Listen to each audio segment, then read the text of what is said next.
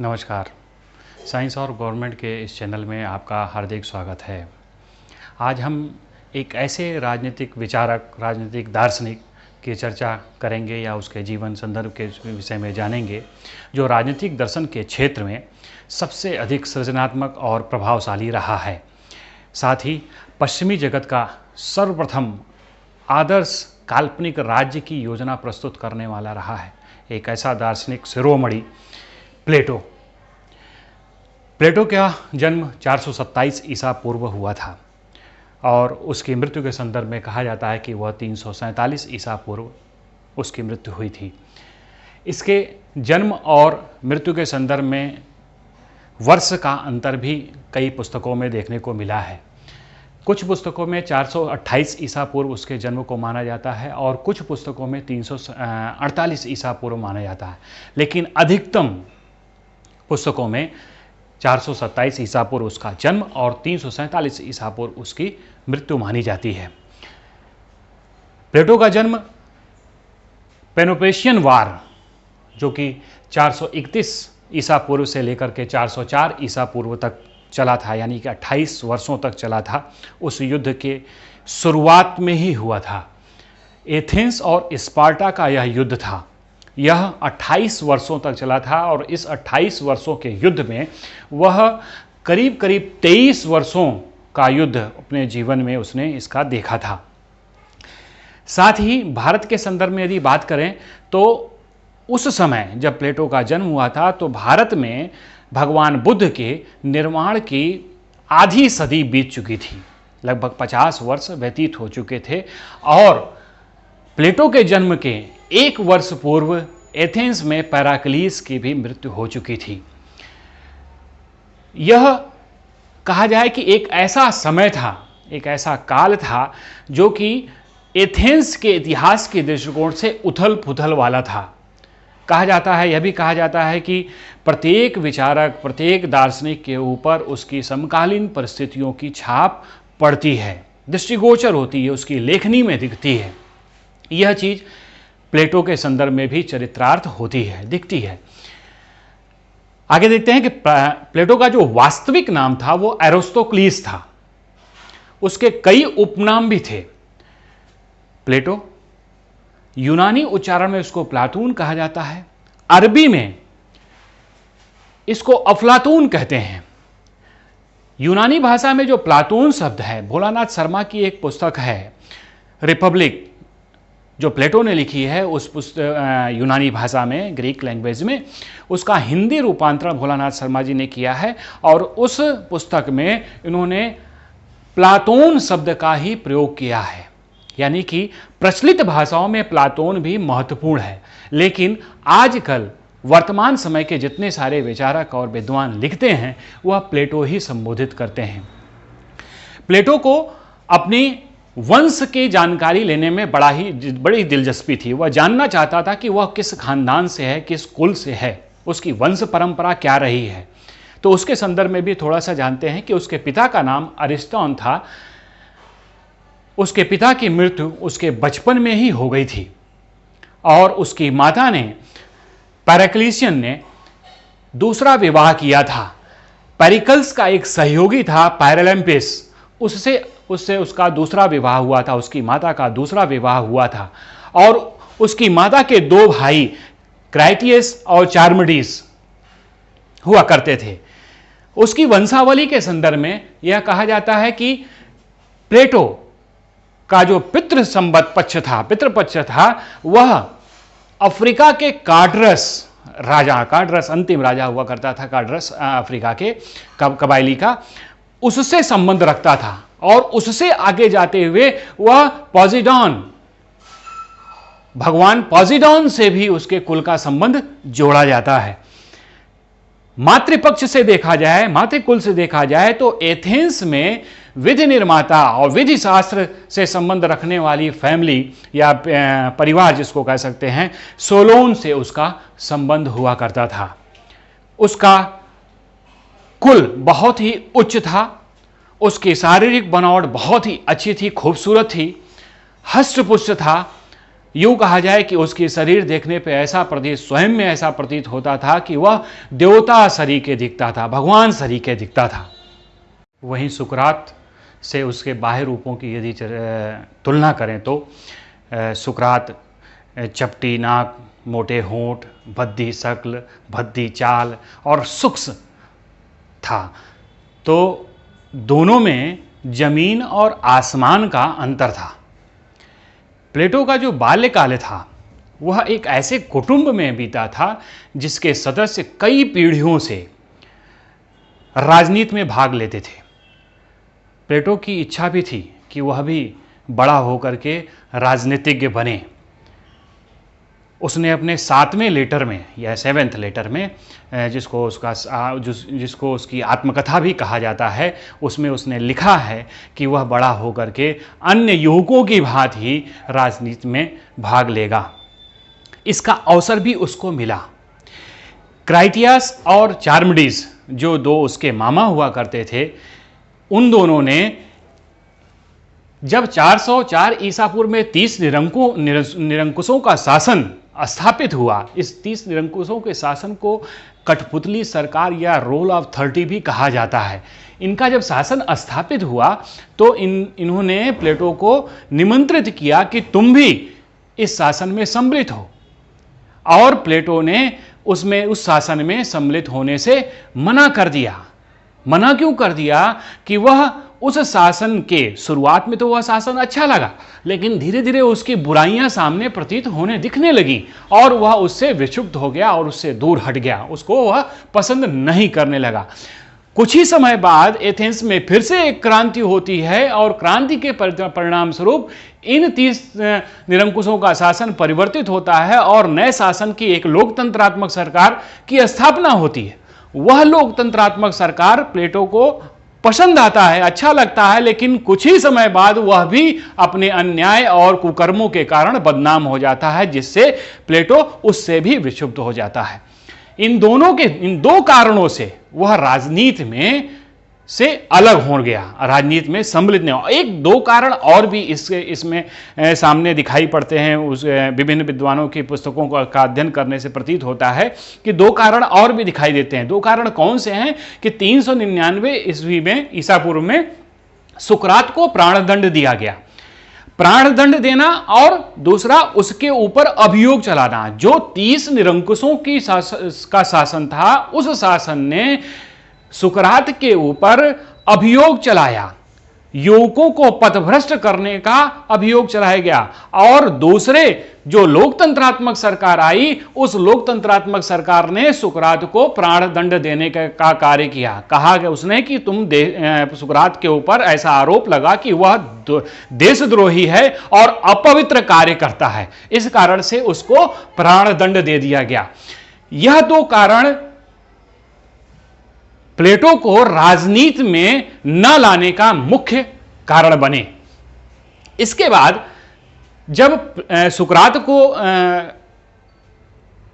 प्राणदंड दे दिया गया, तो चूंकि वह सुकरात का शिष्य था, जब वह 18 या 20 वर्ष का था प्लेटो, तो उस समय उसने सुकरात का शिष्यत्व ग्रहण कर लिया था। और सुकरात को प्राणदंड देने के कारण उसका एथेंस में अब रहना मुनासिब नहीं था, अच्छा नहीं था, उसके लिए, उसके जीवन के लिए अच्छा नहीं था। इसलिए वह एथेंस को छोड़ना ही बेहतर समझा। सुकरात के प्राणदंड देने के बाद 12 वर्ष का इतिहास प्लेटो का नहीं पता चलता है कि वह 12 वर्ष कहां रहा। कहा जाता है कि वह 12 वर्षों तक विभिन्न देशों की यात्रा करता रहा, विभिन्न देशों को गया। इन 12 वर्षों के इतिहास में जो कहीं टूटी फूटी जगह से जानकारियां एकत्र करके मिलती हैं, उसमें यह भी कहा जाता है कि वह गंगा के तट पर भी आया था, यानी कि वह भारत का भी भ्रमण किया था और गंगा के तट पर आकर के यहाँ ज्ञान ग्रहण किया था।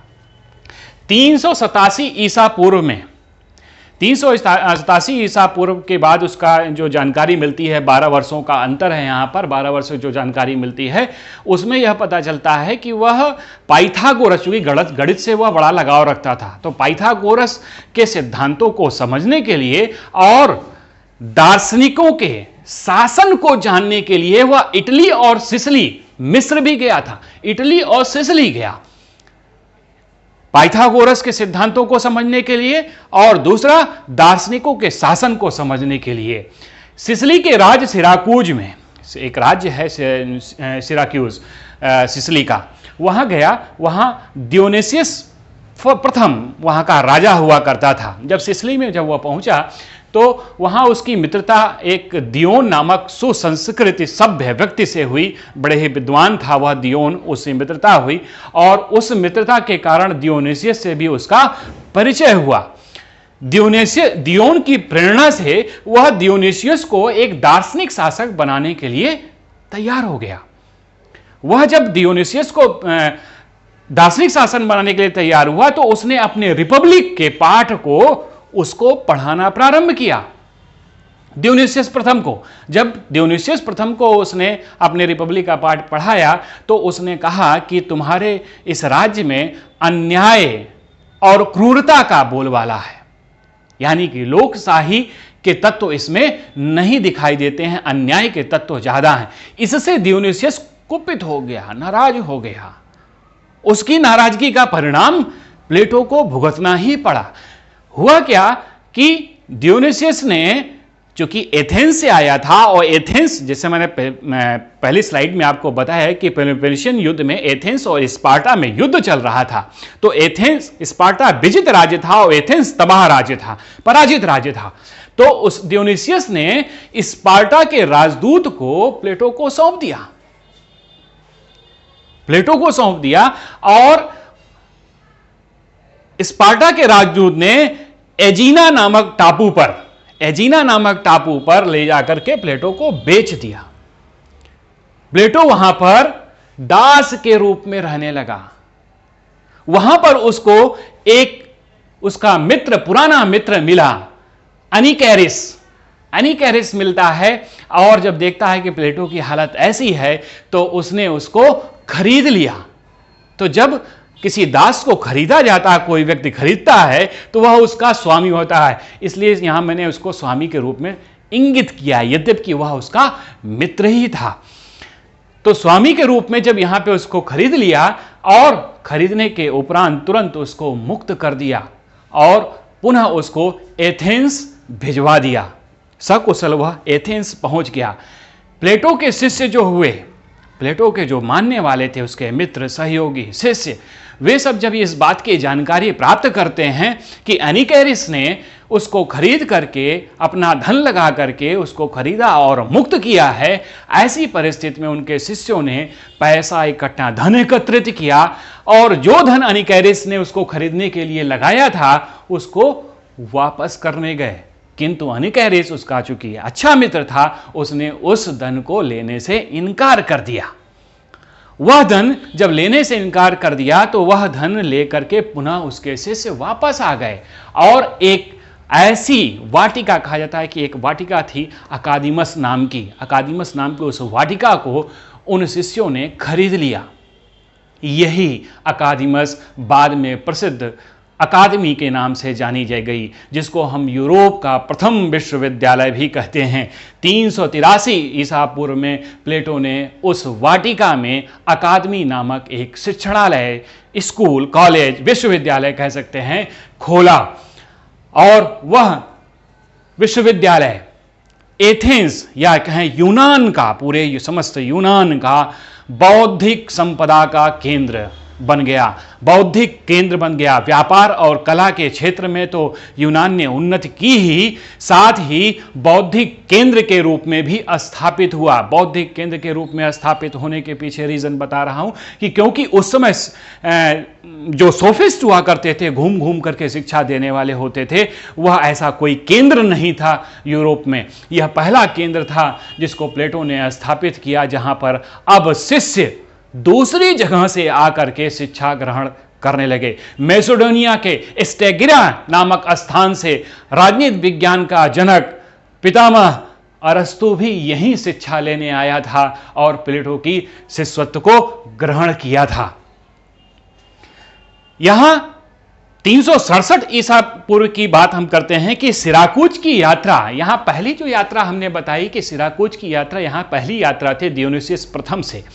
यहां पर दूसरी यात्रा का हम जिक्र करते हैं दियोनिसियस तृतीय के संदर्भ में, जबकि दियोनिसियस प्रथम की मृत्यु हो चुकी थी, उसका पुत्र दियोनिसियस द्वितीय जो है राजा बन चुका था। जब प्लेटो की ख्याति के विषय में उसने सुना, किसने बताया? दियोन ने फिर दियोनिसियस द्वितीय को बताया कि यदि तुम एक दार्शनिक शासक बन जाओ तो तुम्हारी ख्याति विश्वविख्यात हो जाओगे। तो उसके कहने पर, दियोन के कहने पर दियोनिसियस ने प्लेटो को सिराकूज आने का पुनः निमंत्रण दिया।